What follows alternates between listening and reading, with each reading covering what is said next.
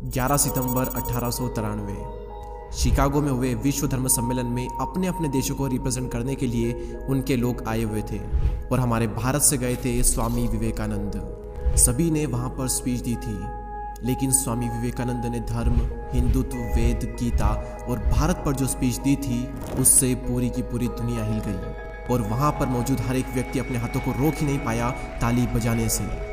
जब मैंने Steve jobs की स्टैनफोर्ड स्पीच पर यह लिखा था कि विश्व की सबसे बेहतरीन स्पीच, तो उस वीडियो पर मुझे कई लोगों ने कमेंट किया था कि हमारे लिए विश्व की सबसे बेहतरीन स्पीच है स्वामी विवेकानंद की, जो कि उन्होंने दी थी शिकागो विश्व धर्म सम्मेलन में। तो क्यों ना उसका भी एक हिंदी ट्रांसलेशन हो ही जाए। तो अपने मन को फिर से सारी चिंताओं से मुक्त कर दीजिए और अपना पूरा फोकस वीडियो पर। तो आइए अब बिना एक भी सेकंड गंवाए हम शुरुआत करते हैं। अमेरिका के भाइयों और बहनों, आपके इस जोरदार स्वागत से मेरा हृदय अपार हर्ष से भर गया है। मैं दुनिया की सबसे पुरानी संत परंपरा और सभी धर्मों की जननी की तरफ से आप सभी को धन्यवाद देता हूँ। मैं सभी जातियों और संप्रदायों के लाखों करोड़ों हिंदुओं की ओर से भी आप सभी का आभार व्यक्त करता हूँ। मेरा धन्यवाद उन सभी वक्ताओं को जिन्होंने इस मंच से यह कहा कि दुनिया में सहनशीलता का विचार पूरब के देशों से फैला है। मुझे गर्व है कि मैं उस धर्म से हूँ जिसने दुनिया को सहनशीलता और सार्वभौमिक स्वीकृति का पाठ पढ़ाया है। और हम सिर्फ सार्वभौमिक सहनशीलता में ही विश्वास नहीं रखते, बल्कि हम विश्व के सभी धर्मों को सत्य के रूप में स्वीकार करते हैं। मुझे गर्व है कि मैं उस देश से हूँ जिसने सभी धर्मों और सभी देशों के सताए गए लोगों को अपने यहाँ शरण दी। मुझे गर्व है कि हमने अपने दिल में इजराइल की वो पवित्र यादें संजो कर रखी जिनके धर्मस्थलों को रोमन हमलावरों ने तोड़कर खंडर कर दिया था। मुझे गर्व है कि मैं ऐसे धर्म से हूँ जिसने पारसी धर्म के लोगों को शरण दी और लगातार अब भी उनकी मदद कर रहा है। जिस तरह अलग अलग जगहों से निकली नदियाँ अलग अलग रास्तों से होकर आखिरकार समुद्र में ही मिल जाती है, और ठीक उसी प्रकार मनुष्य भी अपनी इच्छा से अलग अलग रास्ते चुनता है। ये रास्ते देखने में भले ही अलग लगते हैं, लेकिन ये सभी रास्ते ईश्वर तक ही जाते हैं। मौजूदा सम्मेलन, जो कि आज तक की सबसे पवित्र सभाओं में से एक है, वह अपने आप में गीता में कहे गए इस उपदेश का प्रमाण है कि जो भी मुझ तक आता है, चाहे कैसा भी क्यों न हो, मैं उस तक पहुंचता हूं। लोग अलग अलग रास्ते चुनते हैं, संघर्ष करते हैं, लेकिन आखिर में लोग मुझ तक ही पहुंचते हैं, यानी कि ईश्वर तक ही पहुंचते हैं। अमेरिका और भारत के बीच में कई बार मतभेद हुए हैं, और वो क्यों हुए हैं उसी के संबंध में मैं एक छोटी सी कहानी आपको सुनाता हूँ। एक कुएं में एक मेंढक रहता था, और उसी कुएं में समुद्र से एक मेंढक आ जाता है। तो समुद्र वाला मेंढक कुएं वाले मेंढक से पूछता है कि तुम्हारा कुआं कितना छोटा है। तो कुएं वाला मेंढक कहता है कि तुम कैसी बातें कर रहे हो, क्या तुम्हारा समुद्र बहुत ही बड़ा है? तब वो कहता है कि इतना बड़ा है कि तुम सोच भी नहीं सकते। फिर कुएं वाला मेंढक कहता है कि ऐसा हो ही नहीं सकता, मेरे कुएं से अच्छा और बड़ा इस दुनिया में कुछ भी नहीं है। और वो उससे कहता है कि तुम मेरे कुएं से बाहर निकल जाओ, मैं यहीं पर रहूँगा। और यही कठिनाई सदैव रही है। मैं हिंदू हूँ और मैं अपने कुएं में बैठकर यही सोचता हूँ कि मेरा कुआं ही संपूर्ण संसार है। ईसाई भी अपने कुएं में बैठकर यही समझता है कि सारा संसार उसी के कुएं में है, और मुसलमान भी अपने ही कुएं में बैठकर उसी को सारा ब्रह्मांड मानता है। देखिए, दुनिया में 3 धर्म हैं जो कि पौराणिक काल से हमारे बीच में चले आ रहे हैं: हिंदू धर्म, पारसी धर्म और यदुही धर्म। लेकिन यदुही धर्म ईसाई धर्म को अपने अंदर समाहित नहीं कर पाया है, जिसके कारण उन्हें अपने जन्म स्थान से ही बाहर निकाल दिया गया, और वहीं पर सिर्फ मुट्ठी भर पारसी ही बचे हैं अपने महान धर्म की कहानी बताने के लिए। लेकिन भारत में एक के बाद एक न जाने कितने ही संप्रदायों का उदय हुआ, और उन्होंने वैदिक धर्म को जड़ से हिलाकर रख दिया। हिंदुओं को अपना धर्म वेदों के माध्यम से रहस्य प्रकट करके मिला है। उनका मानना है कि वेदों का ना तो कोई अंत है और ना ही कोई आरंभ। आप सभी को यह अजीब लग सकता है कि कोई भी किताब बिना शुरुआत या अंत के कैसे हो सकती है, लेकिन वेदों का मतलब किताब से नहीं है। वेदों का मतलब है अलग अलग समय में अलग अलग व्यक्तियों द्वारा खोजे गए आध्यात्मिक नियमों का संचित खजाना। जिस प्रकार गुरुत्वाकर्षण का सिद्धांत मनुष्य के पता लगाने से पहले भी काम करता था, और अगर मनुष्य जाति उसे भूल भी जाए तो भी वह अपना काम करता ही रहेगा। और ठीक यही बात आध्यात्मिक जगत का पालन करने वाले नियमों के संबंध में भी है। वेद हमें यह सिखाते हैं कि सृष्टि का ना तो कोई आरंभ है और ना ही कोई अंत। कुछ लोग जन्म से ही सुखी होते हैं, तो कुछ लोग जन्म से ही दुखी होते हैं। कुछ लोग पूर्ण स्वास्थ्य का आनंद भोगते हैं, तो कई लोगों के हाथ पांव नहीं होते। कई लोगों को सुंदर शरीर, सुंदर चेहरा, उत्साहपूर्ण मन और सभी आवश्यक सामग्रियां मिल जाती है, तो कुछ लोगों की पूरी जिंदगी दुख में कट जाती है। तो ऐसा क्यों है कि एक ही ईश्वर ने अलग अलग तरह के लोगों को उत्पन्न किया, एक को सुखी बनाया तो दूसरे को दुखी बनाया? ऐसा क्यों किया? भगवान ने ऐसा पक्षपात क्यों किया? देखिए, सभी धर्मों में यह बताया जाता है कि ईश्वर भेदभाव नहीं करते। इसीलिए जन्म से पहले ही कुछ ऐसे कारण रहे होंगे जिसके फल स्वरूप इंसान सुखी या दुखी होता है, और वे कारण हैं उसके पिछले जन्म के कर्म। और वेद हमें प्रेम के संबंध में भी इसी प्रकार की शिक्षा देते हैं। प्रेम के संबंध में भगवान श्री कृष्ण उपदेश देते हैं कि मनुष्य को इस संसार में कमल के पत्ते की तरह रहना चाहिए।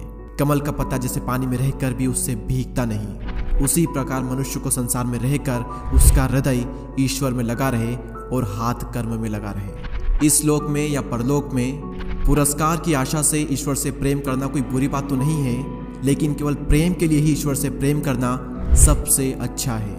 भगवान से केवल यही प्रार्थना करनी चाहिए कि हे भगवान, मुझे न तो संपत्ति चाहिए, न संतति, न ही विद्या।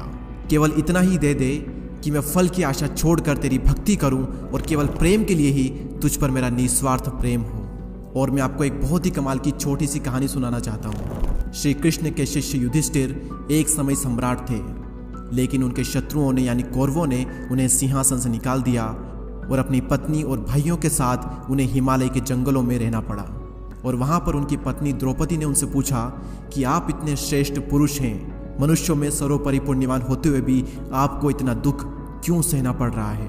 और तभी युधिष्ठिर ने उत्तर दिया कि महारानी देखो, यह हिमालय कितना भव्य और सुंदर है, मैं इससे बहुत ही प्रेम करता हूँ। ये हिमालय मुझे कुछ नहीं देता, लेकिन मेरा स्वभाव ही ऐसा है कि मैं भव्य और सुंदर वस्तुओं से प्रेम करता हूँ, और इसी कारण मैं इस हिमालय से प्रेम करता हूँ। प्रेम करना मेरा स्वभाव है और मैं इसलिए ईश्वर से प्रेम करता हूँ। मैं किसी बात के लिए प्रार्थना नहीं करता, मैं उससे कोई वस्तु नहीं मांगता, उसकी जहाँ इच्छा हो मुझे रखे।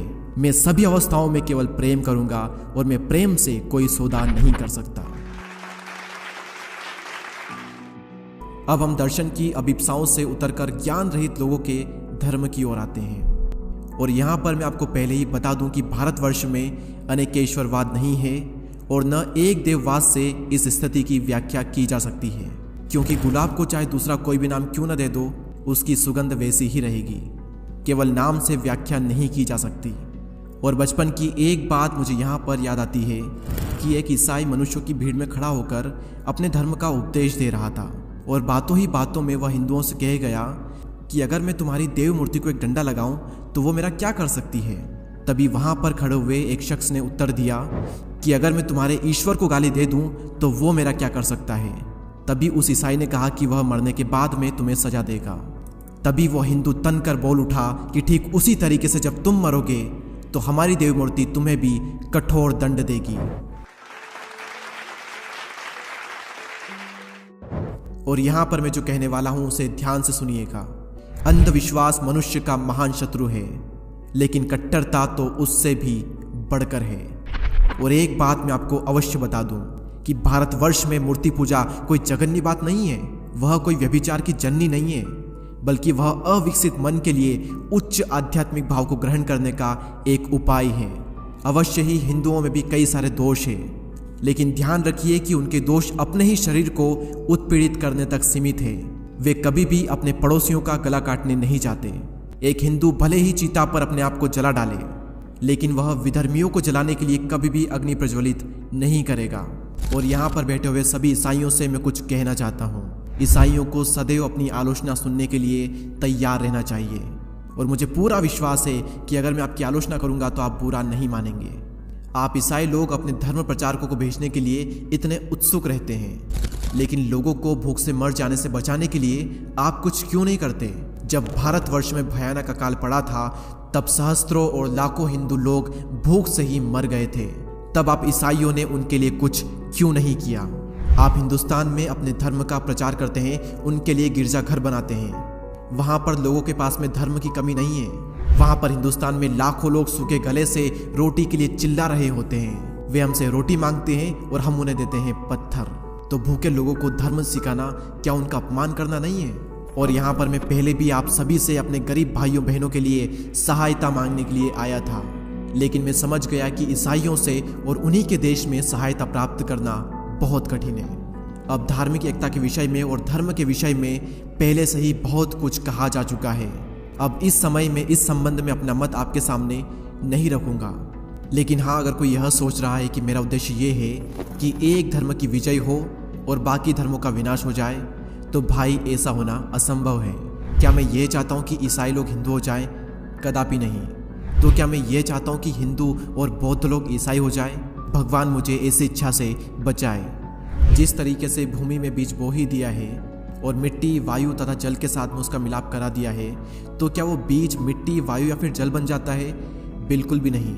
वो तो अपनी वृद्धि के नियम के अनुसार वायु, जल और मिट्टी को पचाकर एक पेड़ बनता है। और ऐसा ही धर्म के संबंध में भी है। ईसाई को हिंदू या बौद्ध नहीं हो जाना चाहिए और न ही हिंदू और बौद्ध को ईसाई बन जाना चाहिए। लेकिन हाँ, प्रत्येक को चाहिए कि वह दूसरों के सार भाग को आत्मसात करके पुष्टि लाभ करें और सभी मिलकर वृद्धि करें और इस सृष्टि का कल्याण करें। और अंत में मैं आप सभी से यही कहना चाहूँगा कि इस धर्म महासभा ने जगत के सामने अगर कुछ प्रदर्शित किया है तो वो ये है कि शुद्धता, पवित्रता और दयाशीलता किसी संप्रदाय विशेष की संपत्ति नहीं है।